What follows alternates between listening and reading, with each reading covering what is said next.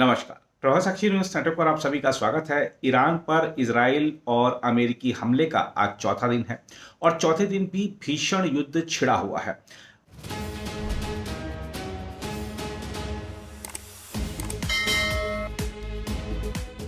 America और Israel की तरफ से लगातार ईरान पर अटैक किए जा रहे हैं। खासतौर पर अगर हम देखें, इजराइल की तरफ से जो बमबारी है, जो मिसाइल हमले हैं, वो इस समय भी चल रहे हैं।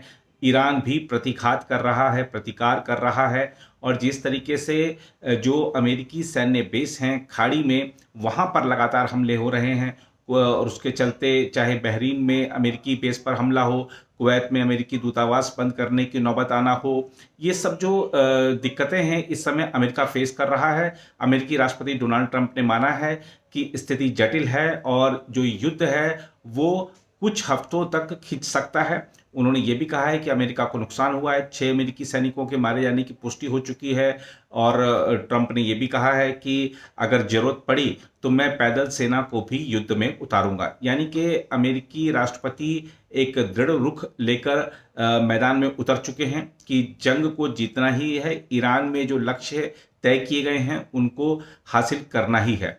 और इजराइल भी जिस तरीके से, चाहे बेंजामिन नेतन्याहू ने अपने साक्षात्कार में जो बातें कही हैं उसमें उन्होंने स्पष्ट कर दिया है कि ईरान से बातचीत का कोई मतलब नहीं है। उन्होंने कहा है कि हम सिर्फ इजराइल की रक्षा नहीं कर रहे हैं ईरान से, बल्कि पूरी दुनिया की रक्षा कर रहे हैं। अमेरिकी विदेश मंत्री मार्को रूबियो का भी स्पष्ट बयान आया है कि हमला करना अपरिहार्य हो चुका था, जरूरी हो चुका था, क्योंकि बातचीत से मसले हल नहीं हो सकते थे, बातचीत में विश्वसनीयता नहीं रह गई थी।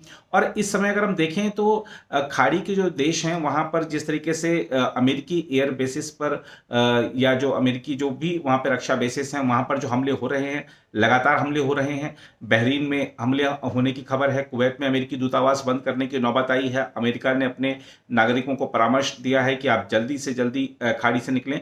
तो ये दिखाता है कि अमेरिका को इस बात का डर है, भय है कि ईरान जो प्रतिकार है वो और तेज करेगा और खाड़ी के देशों में जो अमेरिकी अड्डे हैं, जो अमेरिकी लोगों के ठहरने के केंद्र हैं, वहाँ पर हमले हो सकते हैं। इस तरीके की बात और सामने आई है कि ईरान के विदेश मंत्री अराक्ची ने कहा है कि हमारा जो लक्ष्य है वो अमेरिकी बेस ही हैं, तो हम उनको निशाना बनाते रहेंगे। तो साफ दिख रहा है कि ईरान झुकने को तैयार नहीं है और अमेरिका और इजराइल थमने को तैयार नहीं है। सवाल उठता है कि ये युद्ध कितना लंबा खींचेगा और जिस तरीके से एक क्षेत्रीय स्तर पर ये जो युद्ध शुरू हुआ, अब इससे पूरी दुनिया जिस तरह से प्रभावित होती नजर आ रही है, उससे स्थिति जो चिंताजनक बनती जा रही है। चाहे वैश्विक ऊर्जा बाजार में बढ़ोतरी देखने को मिल रही है, दामों में, सोने के दामों में लगातार वृद्धि देखने को मिल रही है, तो निवेशक भी खास तौर पर घबराए हुए हैं कि ये आखिर होगा क्या। लोगों को चिंता इस बात है कि अगर तेल आपूर्ति बाधित हुई तो दुनिया भर में महंगाई का बम फूट सकता है। भले ही बम अमेरिका ने ईरान पर गिराया है, इजराइल ने मिसाइल ईरान पर गिराई है, लेकिन जो विस्फोट होगा वो पूरी दुनिया में महंगाई का विस्फोट हो सकता है। तो आज चौथे दिन इस समय क्या चल रहा है, आइए आपको दिखाते हैं अपनी इस रिपोर्ट के माध्यम से। के प्रधानमंत्री बेंजामिन नेतन्याहू के बयान हालात की दिशा तय करते दिख रहे हैं।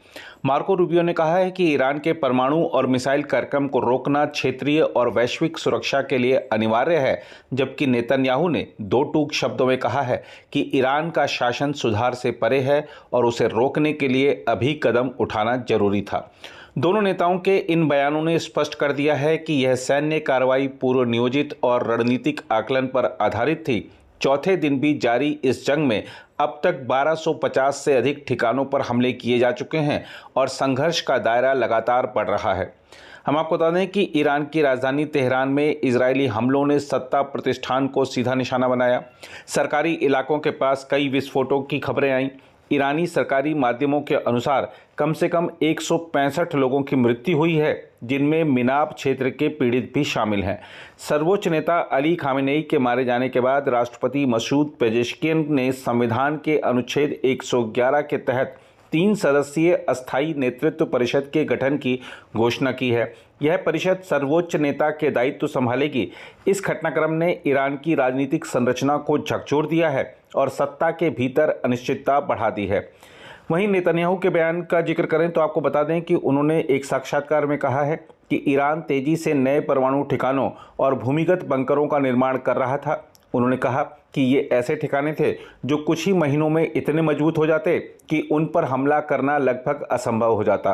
उन्होंने कहा कि यदि इस समय कार्रवाई नहीं की जाती तो प्रतिक्रिया की खिड़की हमेशा के लिए बंद हो जाती और ईरान रणनीतिक प्रतिरक्षा हासिल कर लेता। उन्होंने कहा कि तेहरान का अंतिम लक्ष्य इजराइल को समाप्त करना और अमेरिका पर दबाव बनाना है, इसलिए सैन्य कार्रवाई जरूरी थी। वहीं अमेरिकी राष्ट्रपति डोनाल्ड ट्रंप ने भी अपने अभियान का बचाव करते हुए कहा कि यह ईरान के नेतृत्व को रोकने का अंतिम और सर्वोत्तम अवसर था। अमेरिकी केंद्रीय कमान ने पुष्टि की है कि इस समय जारी व्यापक युद्ध अभियानों में कई अमेरिकी सैनिक मारे गए और घायल हुए हैं। अभियान अभी जारी है और दोनों देश यह दावा कर रहे हैं कि उनका लक्ष्य ईरान को परमाणु हथियार क्षमता हासिल करने से रोकना है। हालांकि अंतर्राष्ट्रीय परमाणु ऊर्जा एजेंसी के प्रमुख राफेल ग्रोसी ने कहा है कि अब तक के हमलों में बुशहर परमाणु विद्युत केंद्र, तेहरान अनुसंधान रिएक्टर या अन्य परमाणु ईंधन चक्र सुविधाओं को क्षति पहुंचने का कोई स्पष्ट प्रमाण नहीं है। उन्होंने यह भी कहा कि परमाणु कूटनीति कठिन जरूर है पर असंभव नहीं। यह बयान इजराइल और अमेरिका के दावों के समानांतर एक अलग तस्वीर पेश करता है और संकेत देता है कि जमीनी हकीकत का आकलन अभी जारी है। उधर संघर्ष का विस्तार अब लेबनान तक हो चुका है, जहां बेरूत में हिजबुल्लाह के ठिकानों पर हमले किए गए। लेबनानी स्वास्थ्य अधिकारियों ने दर्जनों मौतों और व्यापक विस्थापन की सूचना दी है। ईरान ने चेतावनी दी है कि यदि सऊदी अरब, संयुक्त अरब अमीरात, कतर, कुवैत या बहरीन ने पश्चिमी बलों की सहायता की तो उन्हें वैध सैन्य लक्ष्य माना जाएगा। कतर ने संयुक्त राष्ट्र को पत्र लिखकर ईरानी हमलों की निंदा की है। ईरान ने हॉर्मुज जलडमरू मध्य से गुजरने वाले जहाज़ों को निशाना बनाने की धमकी दी है। यह मार्ग विश्व के व्यापारिक तेल का लगभग 5वां हिस्सा वहन करता है। समुद्री सुरक्षा पर मंडराते खतरे ने वैश्विक बाजारों को भी हिला दिया है। सोने की कीमतें $5,200 प्रति औंस से ऊपर पहुंच चुकी हैं और तेल बाजार अनिश्चितता के दौर से गुजर रहा है। दुबई और दोहा के प्रमुख हवाई अड्डों पर उड़ानों में भारी व्यवधान की भी खबरें हैं।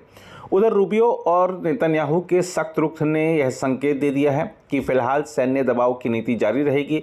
दूसरी ओर ईरान बदले की कार्रवाई की चेतावनी दे रहा है। परमाणु सुरक्षा, क्षेत्रीय स्थिरता और वैश्विक अर्थव्यवस्था पर बढ़ते दबाव के बीच अंतर्राष्ट्रीय समुदाय कूटनीतिक समाधान की अपील कर रहा है। आने वाले दिन यह तय करेंगे कि क्या यह संघर्ष सीमित रहेगा या पूरे क्षेत्र को व्यापक युद्ध की आंख में झोंक देगा। अगर आप भी लेना चाहते हैं देश दुनिया की तमाम जानकारी तो आज ही सब्सक्राइब करें हमारे चैनल को। साथ ही नीचे दिए बेल आइकन को जरूर दबाएं ताकि हर अपडेट आप तक पहुंच सके।